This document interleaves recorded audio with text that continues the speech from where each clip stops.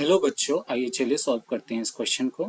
On the basis of data given below, predict which of the following gases shows least adsorption on a definite amount of charcoal. So इस question में जो की concept है, it is adsorption. Now it's given the critical temperatures. चार gases का critical temperature हमें दिया हुआ है। तो जो क्रिटिकल टेम्परेचर होता है किसी गैस का, वो बहुत ही इंपॉर्टेंट रोल प्ले करता है in saying that whether the gas is adsorbed at the surface और not.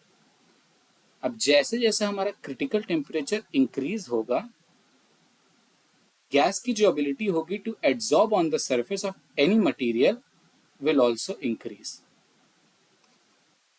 So it basically says that adsorption will increase. और जितना ज्यादा क्रिटिकल टेम्परेचर होगा उतनी ज्यादा एड्सॉर्प्शन होगी, और जितना कम क्रिटिकल टेम्परेचर होगा उतनी कम एड्सॉर्प्शन होगी सरफेस पे।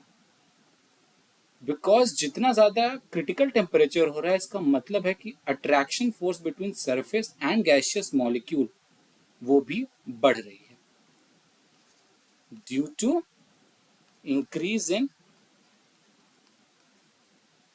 attraction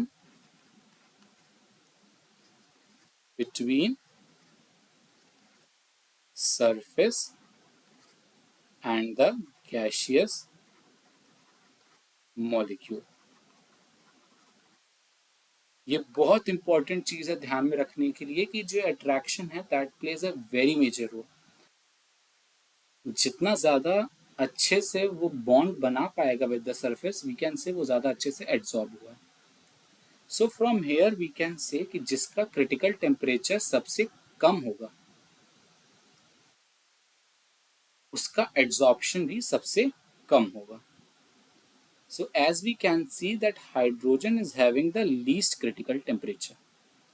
So from here we can say that H2 is having least adsorption as well. So our answer is option D, and I hope आपको ये आंसर समझ में आया होगा।